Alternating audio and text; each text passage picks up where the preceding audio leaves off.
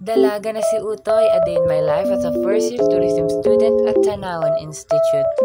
At wag na natin patagalin pati pakilala na nga pala natin ang dalawa sa bubuo sa ating araw at sasama sa Dalaga na si Utoy ngayong araw. Dalaga na si Utoy! At yun nga pala habang kami naghihintay dito na masasakyan, nagkwentuhan muna sila ng kwentuhan. Shoutout sa inyong dalawa. At yun nga pala dahil malilate kami sa aming first class, sumakay na lamang kami sa jeep dahil wala na kaming choice.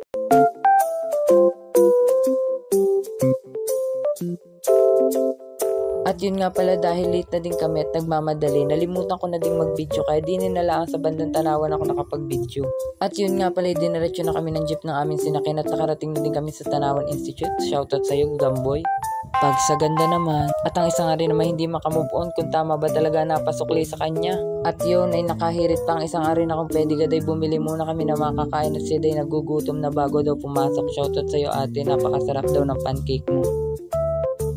At yun nga pala habang sila'y nakain na binidyon ko muna ring harap at labas ng Tanawan Institute at ako'y natutuwa at napakaraming estudyanteng napasok din eh.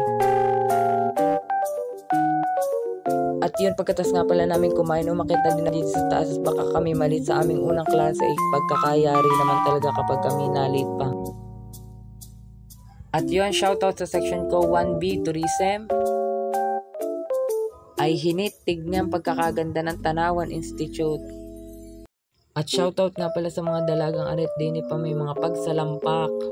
At tinin nyo naman masasabi naman talagang TikTok is life at kahit saan naman talaga na ipilit pa rin ang kanilang mga sarili at talagang mga nagsayaw.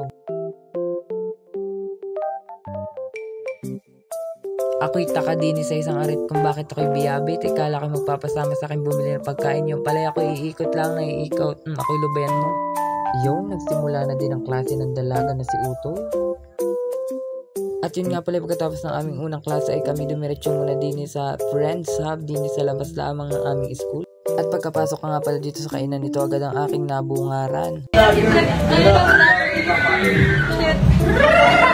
Ay sige sayaw yun habang nga pala kami din naghihintay ng aming mga in-order kami muna nagpahinga. At yun bayaran time, magbabayad muna po kami ng aming kakain. At ito nga palang napakalaki nilang menu at ito agad ibubungad sa inyo pagkapasok nyo sa loob ng kainan na ito. At shoutout nga pala sa dalawang are. Iyon, kainan na. Pagkakasarap nga naman din ng sisig, mapababoy o mapamanok ay talagang panama. Arihoy sisig pork sa halagang 65 pesos ay makakatikim ka na napakasarap na sisig pork.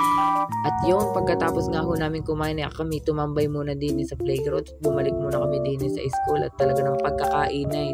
At yun nga ho ay shoutout to sa inyo mga nagagwapuhang kabataan. Iyon nga ho ay shoutout din ho din sa napakagandang babaeng are. At yun ho ay dahil na ambon-ambon na din naman ho ay kami ho nagdesisyon na magsiuwian at baka kami abutin pa din ng lurok ng ulan. Yun, bye my second home. See you next week. Shoutout pala sa tiyahin kong arit pag sa ganda naman. At nakarating na din pala kami din sa pilahan ng ibas at talaga naman kami gulantang sa pagkakahaba ng pila, inaambon-ambon pa. Shoutout nga pala sa dalawang talaga namang parang hindi na ulan ang paglalakad.